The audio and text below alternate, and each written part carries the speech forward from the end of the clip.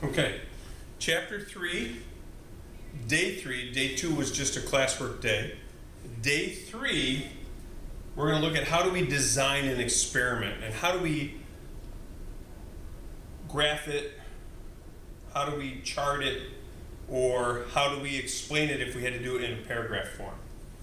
So in order to design an experiment, we have to talk about and go through things that are components of it. So first thing you have to make sure you address is you have to state how the subjects were separated. How are you going to separate them? For example, are you going to do random allocation, a random assignment, or are they going to be blocked? So you have to state how you're going to separate them. You have to talk about how many are in each group.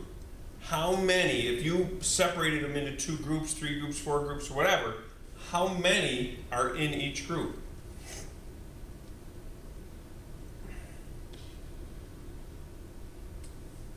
Any measurements needed before treatment is given? So if you're looking at a comparison of an increase or a decrease in some sort of value, you got to take a measurement probably before you give the treatment. You can't just give people treatment and then measure if you're looking to make a comparison or a change in value. You're going to have to state what treatment you're giving them. What is it that they're being given? Even if it's a placebo or an old medication, they still have to be listed. What measurements are you going to take after you give them the treatment? Right? What are you going to be measuring now after they have received treatment? And the last thing you're talking about is, what are you comparing? You're going to compare the results, but you have to state it in context of the problem. You can't just say compare results. You could say compare change in blood pressure, for example, but not just compare results. You have to state it in the context of the question. So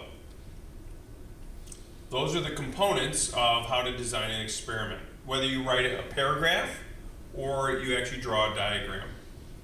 So let's take a look at one. So let's design an experiment to test a new heart medication that is believed to be better at lowering blood pressure. They test medicines all the time dealing with blood pressure. You have 20 men and 40 women that have volunteered for the study. This is not surveys and sampling where, oh, they volunteered, it's voluntary bias. No. They need to volunteer, or else that would be unethical if we did this to them without volunteering. So what do?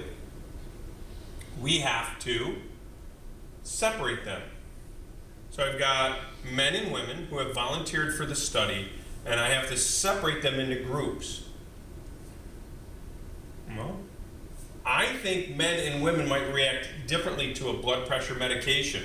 So the first thing that I'm going to do is take the 60 people and put the 20 men and the 40 women into 2 separate groups, and I'm blocking by gender. All right, so all men go this way, all ladies go this way, blocking by gender, because I believe the genetics of that will make a difference in how their bodies react to the medication. So now, out of the men, I'm going to have a couple groups. Well, I'm testing a new heart medication. So I'm going to give 10 people the new medication. All right? But I'm not going to give the other 10 just a placebo because they have an issue with blood pressure. So the other 10 will get the old medication.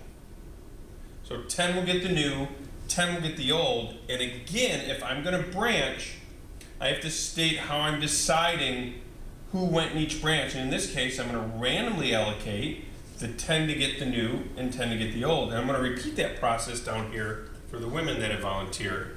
20 to get the new, 20 to get the old. It's okay that these numbers are not the same, 10s here and 20s here, but this split should be as close to the same as possible.